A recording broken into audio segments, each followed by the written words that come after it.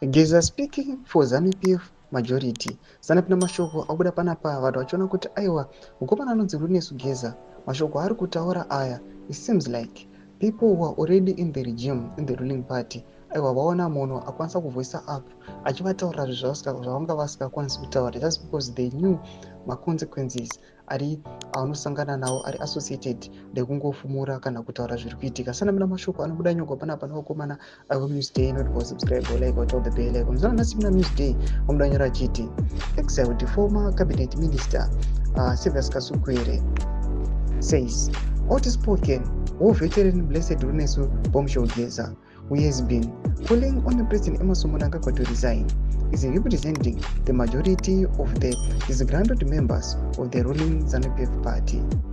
Geza, a ZANU-PF Central Committee member, has been vocal in demanding Mnangagwa's resignation over the push by the 82-year-old ruler loyalist to extend his term of office beyond 2028, when he is officially expected to retire.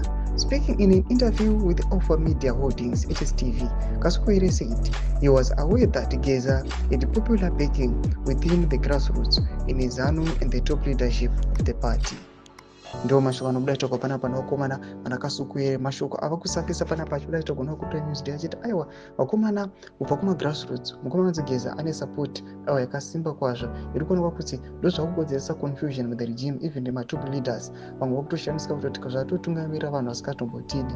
Vanhu ava they seem kunge aiwa vakomana ve the ruling party ZANU-PF, but zvavo mumwoyo mavo havana mwoyo wacho iyoyo. Ipotisa mafunguro enyu muri kudii pamusoro pechitiko ichi? Tiona panguva ino Bombshell Geza ari kunzi vakomana is into hiding, vakomana they are failing to locate him nekumuwana. Panguva inoi ndiye mukomana akwanisa kuvhoisa up akakonzeresa chaos. Ataona kuti ndo yakonzeresa kuti nyika panguva inoi aiwa ive mudhis chaos.